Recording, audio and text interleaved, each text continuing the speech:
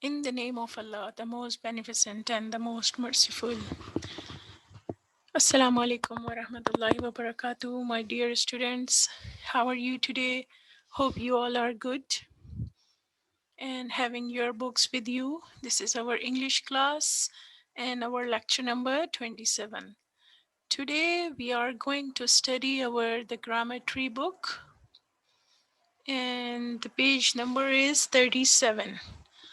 Open your books, page 37. And what topic we have today to discuss to explain you, it's about the questions. In all the subjects, you have questions to answer in science, social, Islamic, and also in English.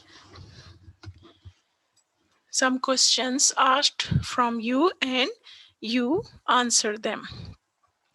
So how do we know that what is the question? What sentence is the question? Let's read. In this book, there are many sentences like the following: Who am I? What are they doing? These are sentences that ask you something. What do you understand by this? Who am I? What are they doing? These are sentences they ask. They need some information from you. If someone asks something from you, then it means it's a question. Do these sentences end with a full stop? No, they end with a sign like this. This is called question mark. This sign. Understand? What is the question? Question is a sentence in which someone asks some information from you or from anyone, and at the end of this sentence we use this mark and we call it question mark. Not this girl, only this question mark. Okay, children, what is this? What is this? It means what is this? We call it a question mark. What we call it? A question mark. It comes at the end of a sentence that asks a question. Understand? Okay. Put a question mark at the end of each sentence. Let's see what questions. What is your name? Look, this is question. This is not a simple sentence. It's a question. What is your name? Someone is asking your name. So when someone is asking something, then it means it's a question. So we have to put question mark. How old are you? Again needs information about you, that how old are you? So it's also a question and we put the question mark. Where do you live? Again needs some information. So we put, here comes the question mark. Do you like sweets? Yes, of course, all of you like sweets, but so it's a question. Do you like sweets? Question mark. Can you sing?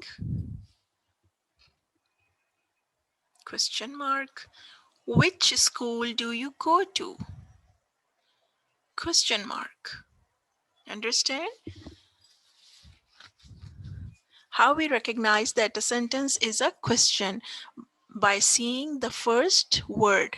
What, where, can, how, do, which. It shows that they are the questions. Answer to questions end with full stops. Look, question is, what is your name? Question mark. When we write answer, my name is Rabab. At the end of the answer, we use full stop. This dot is called full stop. And it's necessary, it's very important to put the full stop at the end of each sentence. At the end of the answers. Another question, where do you live? I live in Karachi. Again, full stop. At the end of the question, question mark. End of the answer, full stop. Don't ever forget to put a full stop at the end of the answer while writing your social studies answer or science answers or Islamic studies answer. You must put full stop at the end. Question needs question mark and answers need full stops. Okay, then let's see that we have some question words. How do you find that these are the questions? First word is what. It is used to ask about objects or to get some specific information. For example, what are you going to buy? So where we use what and when we use what? When we ask about some objects or if we need some information. Suppose we say, what are you doing? What are you going to buy? Now another word, why, is used to ask about reasons.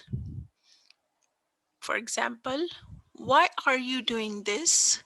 We need the reason that why are you doing this? Why are you beating your friend? Why are you going outside? These are some examples of questions started with why that we use to ask about the reasons. Then the word where. It is used to ask about places. For example, where do you live? Understand? Where you are going to stay in Makkah is used to ask about places. Where do you live? Okay, children? Some more words. How. It is used to ask about descriptions or manner of doing something. Suppose, how are you doing? Then the word when is used to ask about time. For example, when do you eat dinner? Then the word who. It is used to ask about people. Who is your teacher? Understand? Children, these are few words which we used when we need to ask something from someone. Let's see this page again and find out here. What is your name? Where do you live? How old are you? And here is the word can. You sing or do you like sweets? Sometimes we use the helping verb at the start of the sentence for making them questions. Understand? We use these words. These are the special words you can say for asking questions. And sometimes when a simple sentence is changed into the questions, we bring the helping verb, bring the start of the sentence, then it will make it a question. Okay? Okay. Move to the next page. Let's see. So we have sentences that ask questions. They end with a question mark. And we have sentences that do not ask questions. They usually end with a full stop. Always remember when the sentence start with these words, which I have already told you, then you have to put the question mark. What they are asking here in the exercise B, let's see. I hope you all have your pencils with you and do these exercise with me. Where do you live? Hiba has a new toy. Are your shoes black? Do you like to play cricket? My brother can drive a car. There is some milk in the cup. What is that animal called? I like ice cream. So let's go and find out which sentence are questions and which are simple sentence. Okay, where do you live? What do you think? It's a question or a simple sentence? What we are going to put here. Here's the word where. Asking about the place. Where do you live? So I think it's needs some information. So here we put the question mark. It means this is question. Let's read number 2. Hiba has a new toy. Hiba has a new toy. Do you think it's a question or just someone informing you that Hiba has a new toy, not asking something? There isn't any word that shows that someone is asking from you. No, it's just giving the information that Hiba has a new toy. So here comes the full stop. It's a simple sentence, or you can say the answer. Hiba has a new toy. So we put here full stop. Are your shoes black? Is it question or a simple sentence? Are your shoes black? What do you think? Yes, someone is asking from you. So it's a question. We put question mark. Number 4, do you like to play cricket? Do you like? Again, asking something. So it means it's again the question. So we put the question mark. My brother can drive a car. Is this a question or just information? No question. So here comes the full stop. There is some milk in the cup. No question? Yes, obviously it's not a question. At the start, no question words and not even the helping verb. Is there some milk? If the sentence is like, is there some milk? Is come at the start. So then it will be the question, but it's a simple information. There is some milk in the cup. So here comes the full stop. What is that animal called? The question word what is here. So it means it's a question. And we put here question mark. I like ice cream. Is it question? No, it's just I'm telling you that I like ice cream and I know all of you like ice cream. So here comes full stop. Okay, children, always remember you have to see the start of the sentence. If there are the question word at the start, then and by reading carefully the sentence, you need to find out that what is the meaning of this sentence. Is there someone ask some information or is there just giving you some information? If there is the question word where, it means question mark. Hiba has a new toy. You must find out the meaning first. Hiba has a new toy. It's a simple information. So full stop. Are your shoes black?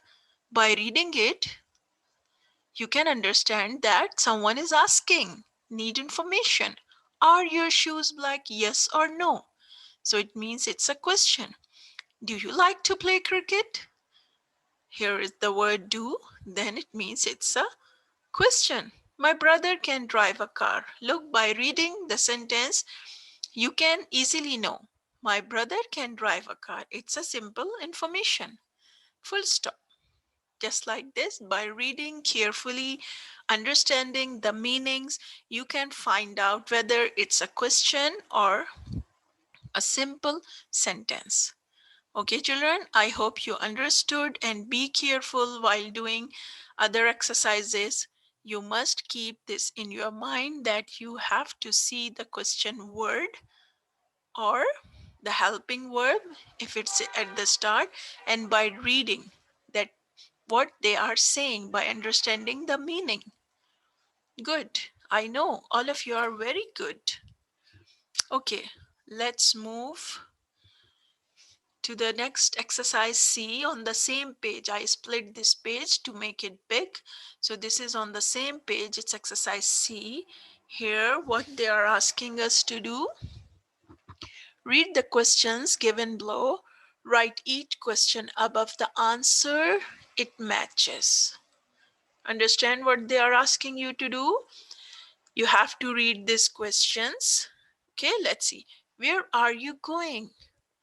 Do you like my doll? Who is this? What is your sister's name? These are the 4 questions. Now what we have here, the question is missing. This exercise asks us to find the question of this answer. This is the answer. Look, here is the full stop. It's the answer. But what will be the question? By reading the answer, we have to find that what will be the question that we are going to write here. Let's read the answer first. This is my brother. Now start thinking, hurry up. What will be the question? Let's read. We have 4 options here. This is my brother. So what will be the question? Where are you going? Is the answer of where are you going is this is my brother? No. Do you like my doll? This is my brother. It's very funny. Someone is asking, do you like my doll? And you are giving answer, this is my brother. Obviously not. Who is this? This question seems goes with this answer. Okay, let's read another. What is your sister's name? This is my brother. What is your sister's name? This is my brother. No. So let's write this one. Who is this? If someone asks you that who is this, then your answer will be this is my brother. So it's the best question for this answer. Who is this? This is my brother. Is it good? Perfect. The question is, who is this? Answer is, this is my brother. Good. Now this question done. We have 3 options, 3 answers. Let's read answer number 2. My sister's name is Sahar. Quickly, yes. Think, where are you going? Do you like my doll? What is your sister's name? It's very easy. This question goes with this answer and it's look perfect. What is your sister's name? My sister's name is Sahar. Let's see question 3. These 2 questions done. We have 2 options, 2 answers. Answer is, yes, I like your doll. Where are you going? Yes, I like your doll. Is this question good for this answer? No. Do you like my doll? Yes, I like your doll. So we write here, do you like my doll? Yes, I like your doll. The last one left, the last answer left. So it's easy now. Where are you going? I'm going to school. Let's write this question here. Where are you going? I am going to school. Then children, you have to write these questions in your book and complete your page. The previous page, page 37, and this page 38. Okay, it's a very easy to understand that which sentences are the questions. I told you about the question words like where, who, what. Do is not the question word, but when it comes at the start of the sentence, then this sentence will be the question.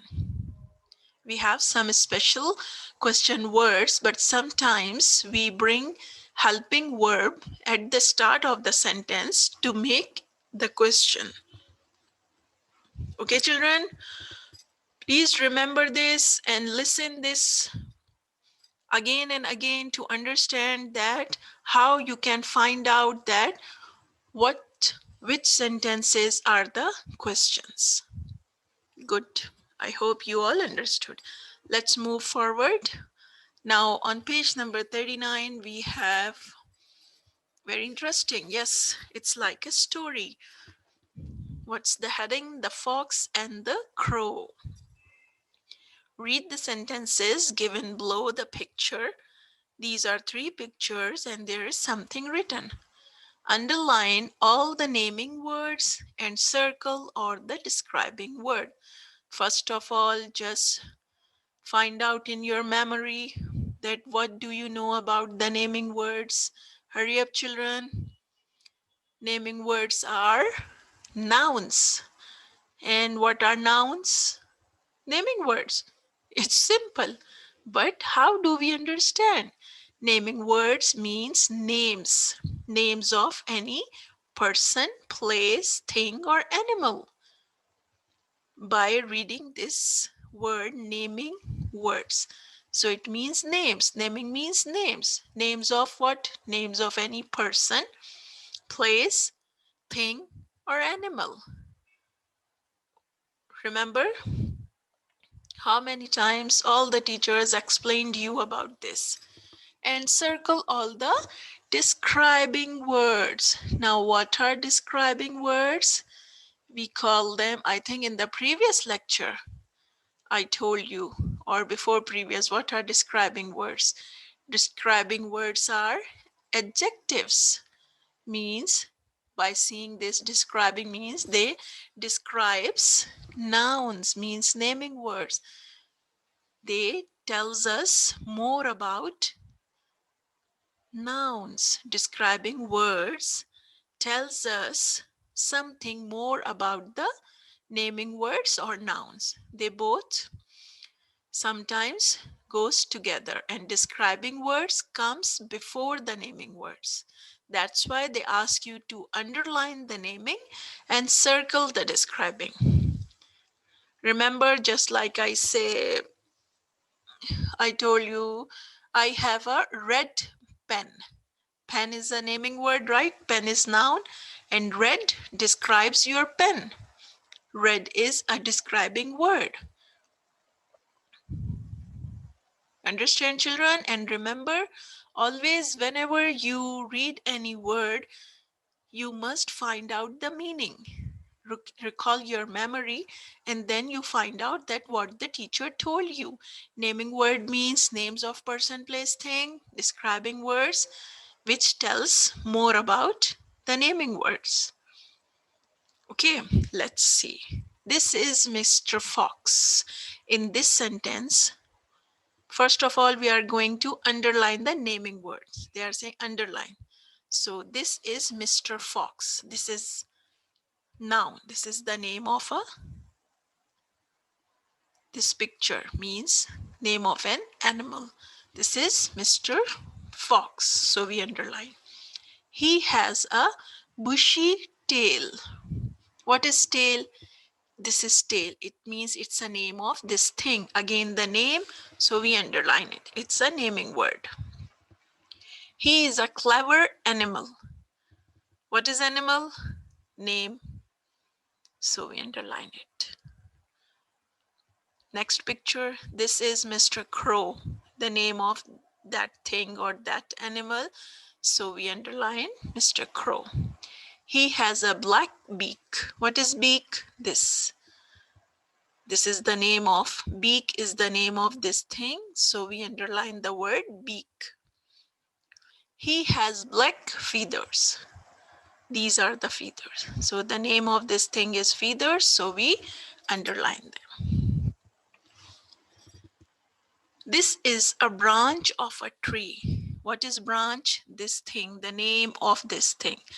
Again, name, so we underline branch. Of a tree, this is tree. Name of this thing is tree, we underline tree. Mr. Crow, again the name of an animal, is sitting on the branch. Again the word branch, underline. He has a piece of cheese. This cheese is the name of this thing. Again the name, then we underline cheese in his beak. Beak, underline. Understand, children? All these are the naming words, the nouns, the names of different things So you have to underline because this book is asking you to underline the naming word. Now circle all the describing words. Describings, the words which tell us about the noun.